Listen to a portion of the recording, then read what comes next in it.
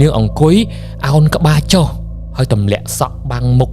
បាទនៅនឹងតុកអញ្ចឹងណាអូយគួរឲ្យខ្លាចខ្លាំងមែនទែនសុផាងាកទៅមើលនារីម្នាក់ហ្នឹ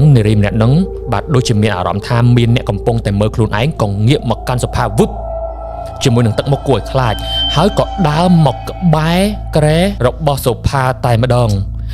បាទគាត់ដើរមកបែបអោនមុខចុះបន្តិចណាបងប្អូន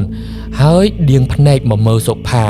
ដែលកំពុងតែដេកនៅលើក្រែនឹងអត់បព្រិចភ្នែកតែម្ដងអ្វីដែលកាន់តែខុសពីយប់ទី1ហ្នឹងគឺមុខរបស់នាងគឺមើលទៅស្លេកបែបស្វាយតែម្ដងហើយបបោមាត់វិញគឺខ្មៅក្រឹបរីឯភ្នែកក្រហមញាំងបើកធំ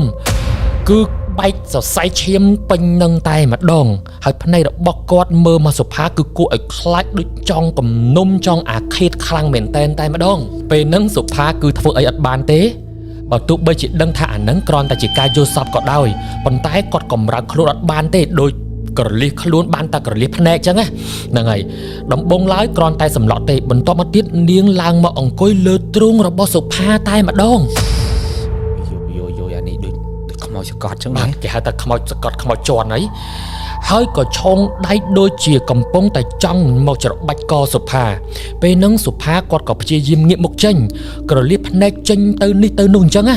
ហើយគាត់ព្យាយាមស្រែកក៏ស្រែកអត់បានធ្វើអ្វីផ្សេងក៏អត់បានដែរដូចគ្រប់យ៉ាងគឺបញ្ឈប់ពេលវេលានៅក្នុងចក្រវាឡបាទពិភពលោករបស់ខ្មោចស្រីម្នាក់ហ្នឹងតែម្ដងគឺកាំងសំបីតែបិទភ្នែកព្រិចភ្នែកហ្នឹងក៏គាត់ធ្វើអត់បានផង